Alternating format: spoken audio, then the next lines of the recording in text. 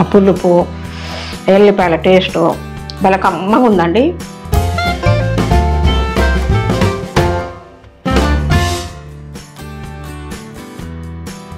Hi అండి, welcome to Lakshmi ప్రభు లాక్స్. నేను మీ లక్ష్మి. మీరందరూ ఎలా ఉన్నారు? నేనైతే చాలా బాగున్నా. మీరు కూడా బాగుండాలని కోరుకుంటున్నా.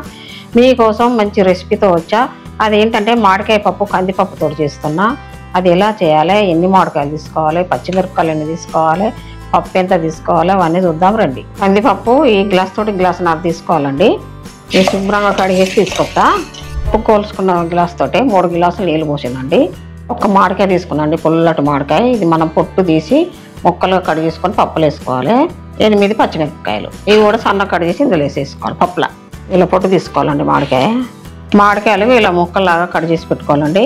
పచ్చిమిరపకాయలు కూడా ఇలా కట్ చేసుకోవాలి. ఇవన్నీ పప్పులు వేసేసుకుందాం. ఈ పప్పుల్ని మనము 1/2 స్పూను పసుపు వేద్దాం. కొద్దిగా ఉప్పు కూడా వేసుకోవాలి. మళ్ళీ తర్వాత వేస్తా కలవకుంటే. ఈ పప్పుల్ని కొద్దిగా నూనె కూడా వేసుకోవాలి, తొందరగా ఉడికిపోతుంది. ఇప్పుడు మనం మూత పెట్టేసుకొని విజిల్ పెట్టి స్టవ్ మీద పెట్టుకుందాం రండి. స్టవ్ ముట్టించుకొని ఈ పప్పు కుక్కర్ పెట్టేసి 3 విజిల్ వస్తే చాలండి. 3 విజిల్లకు మంచిగా మెత్తగా ఉడికిపోతుంది. సిమ్లో పెట్టుకోవాలన్నమాట. విజిల్ వచ్చినాయండి, ఇంకా చాలా బంద్ చేద్దాం. స్టవ్ ఉడికిపోయిందండి. పప్పు ఓపెన్ చేసి చూద్దాం ఒకసారి. ఉడికిందండి మంచిగా. ఇందులో కొంచెము కారపొడి వేసుకుందాం. ఇది కలుపుకొని ఈ కందిపప్పు మామిడికాయ పప్పును మనం తాలింపు వేసుకుందామండి.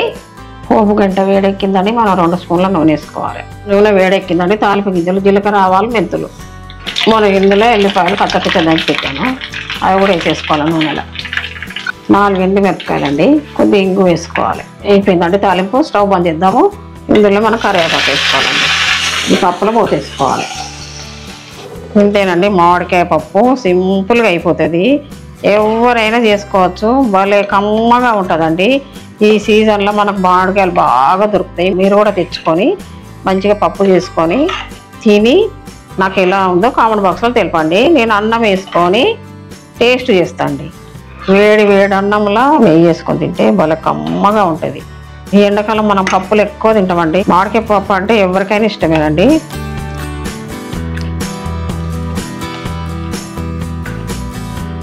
ఆ పులుపు ఎల్లిపాయల టేస్టు భలే కమ్మగా ఉందండి. మీరు కూడా చేసుకోండి.